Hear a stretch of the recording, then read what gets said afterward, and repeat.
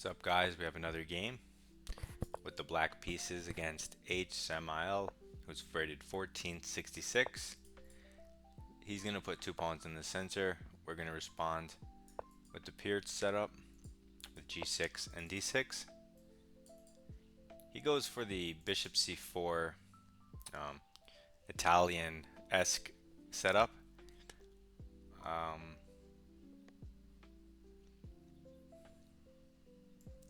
We're going to go bishop G7 and just develop.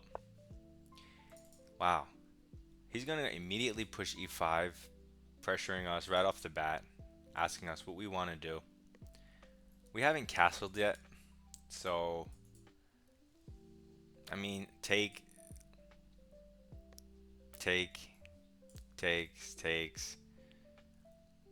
Here. I mean, when you're not castled, it's always really nice to bring the knight back to D7, which pressures these dark squares even further because it unblocks the bishop, so it adds that attacker, and then the knight itself is an attacker. So in one move, it adds two attackers.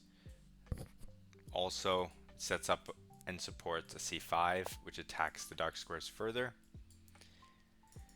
So it's a nice move. White brings his queen out. What does this threaten? Well, it threatens a checkmate in one, coordinating with the bishop. We intend to castle either way. If we castle, his plan very well might be to, let's say, push E6, hitting the knight and the pawn. If we just develop the knight, let's say to its normal square, blocking the queen, and the pawn takes, well, that's a check. If the rook takes, the bishop takes, and so maybe we don't want that. But he is threatening checkmate, so perhaps we can stop that with our own E6. And I don't see a particular downside to that move. It weakens the dark squares a little bit, but he can't play this because he doesn't have a knight here. Also, I have some dark square control at the moment.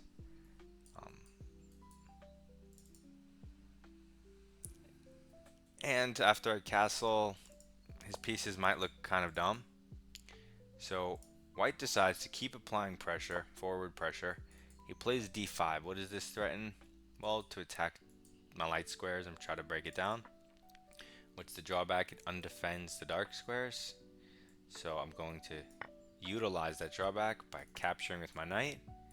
And now I'm guaranteed to at least take the bishop, which removes his light square pressure, plus the central pawn, which opens my bishop. So the game is lost as of this moment. Let's say move 7. And so it only takes 7 moves to beat the 1500, you see? And so he moves his queen because it was under attack. But this doesn't even defend the bishop. What? This doesn't even defend the bishop. Like, queen e2 defends the bishop. So now when I take the bishop, it's free. And it comes with a tempo. So this move makes no sense. I think he's just tilted. I thought he might resign. So now he goes... I told you. He's just tilted. What was that? Where's the emotional stability, guys? Okay, so that was kind of short. So we're going to throw in another game. We get the white pieces this time. Now we're on the cusp of 1500. 1494. We need another 6 points. So we're going to play our setup with bishop c4, knight c3. He does the exact same thing. We have a perfectly symmetrical position. We go d3, closing our pawn chain and opening up our bishop. Let's see if he copies us. He does not copy us. He goes knight f6 immediately. What does this threaten? Maybe potential knight jumps. So what are we going to do? We're going to go f4, opening up this diagonal because we want trouble. We want complications. So black goes d6. This solidifies his pawn chain, opens up his light squared bishop to potentially develop, pin our knight.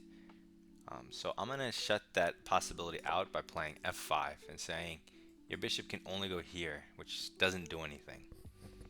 So thank you very much, and now I'll develop normally.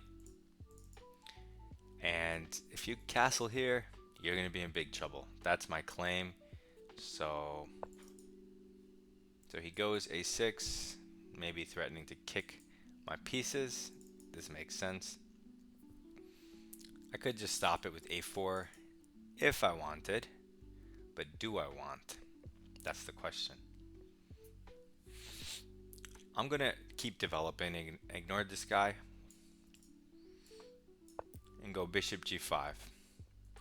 This pins the knight, which is controlling the d5 square, so it's pressuring the center. He goes h6. This threatens my bishop, but it also weakens light squares, and I'm just gonna go to h4, maintaining the pin. And so now I have some pressure on his position. He jumps his knight into the center. What does this threaten? Well, just a little pressure on my position. Maybe he's just trying to be more active. That's fine.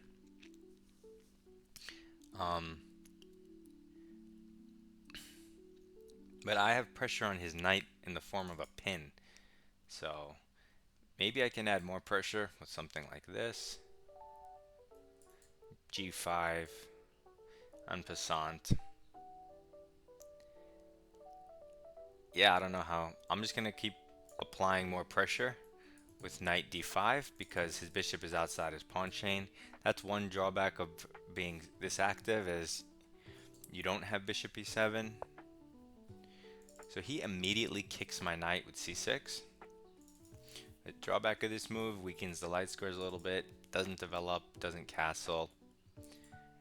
He does force me to move, but I could take, which would force him to ruin his pawn structure. So I'm not going to retreat my knight, right? So I'm going to take the knight. And now he has these doubled pawns, which I already have basically permanent pressure on with this bishop that can't be kicked or harassed.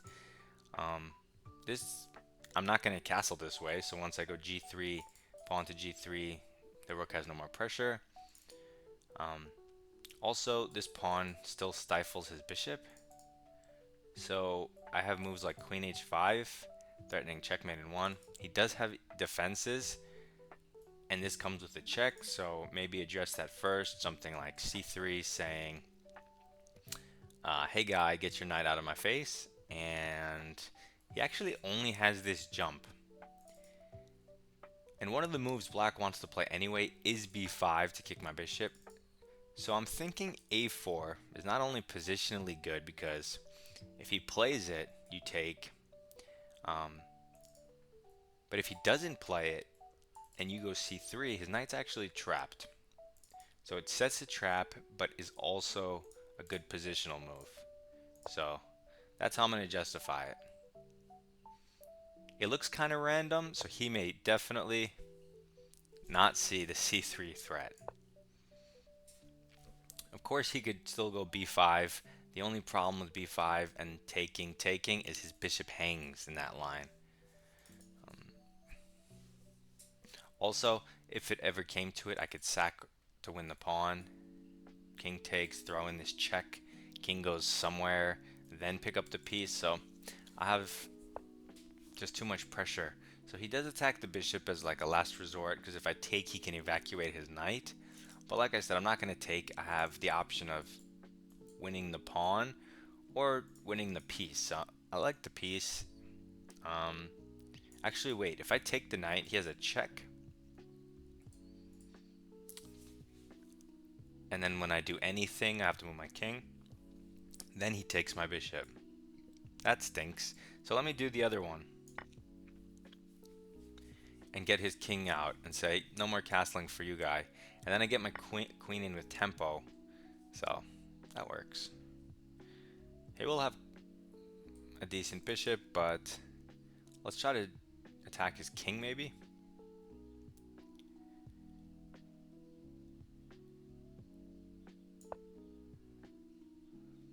Okay, I'm currently down a piece. Okay, so he goes here, but I thought this allows like queen in here, but I should probably just take the knight first. It's because of checks. The thing is, his bad pawn structure is actually stopping like some pieces. Okay, so his bishop threatens my pawns. I don't care. This knight that isn't going to go anywhere, so I don't really care. If I attack his pawn, he can defend it a number of ways.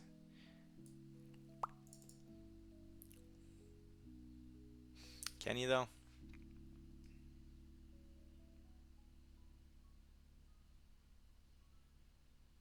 Maybe I can do this route.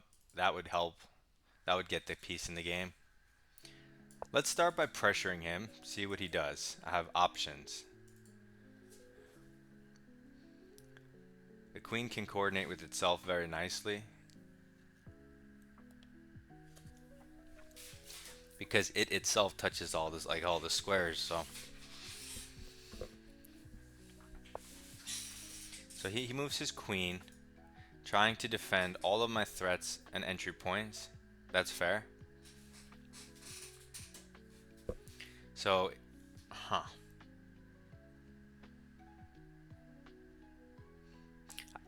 say we sack some stuff. Should we sack some stuff? Hard to say. Okay, let's just develop, and he can take our pawn. Or this pawn. We're gonna sack some stuff. He brings his rook over. This attacks our queen. What's the drawback? Well, the rook is defended by the queen. This pawn is defended by the queen. Can we take advantage of that? Bishop takes e6 check. Queen takes. He loses the rook. Bishop b7. We can evacuate our queen. If we take this and instead he moves his king forced, if he wants to move his king, then in this situation,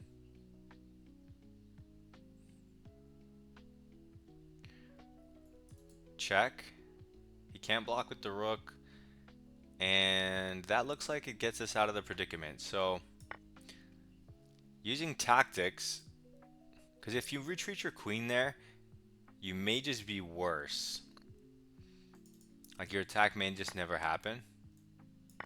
So we have to go for this sacrifice, which he took. So now I'm up material. He does play the line I thought he might, but again, he's down material.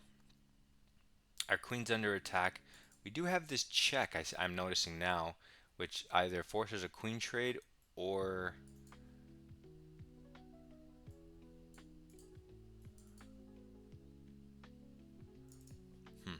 I'm not sure.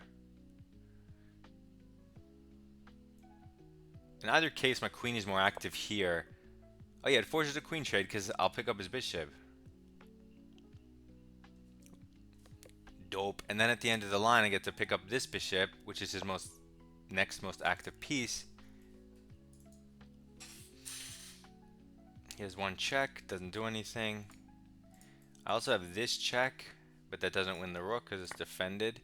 So let's just take the piece. He gives us the one check, which doesn't matter. I don't want to block with my knight because I do want to take his bishop, because I don't want him to have any pieces, so I can win easily. Here, you can only defend the rook by rook c8. He's going for counterplay. Of course, that's not even a check, whereas this is a check. Yeah, and he just resigned. Okay, that makes sense. Best move by him. Top line of the engine, resign. So that was a good game. Two good games. Did we reach? I think we did. +6. I think we reached 1500. So we'll keep grinding. Keep learning new stuff about the Bishop's opening. New for me, new for you. We're trying to figure it out. Submit your rapid games and I'll analyze them. Good luck in your games, guys.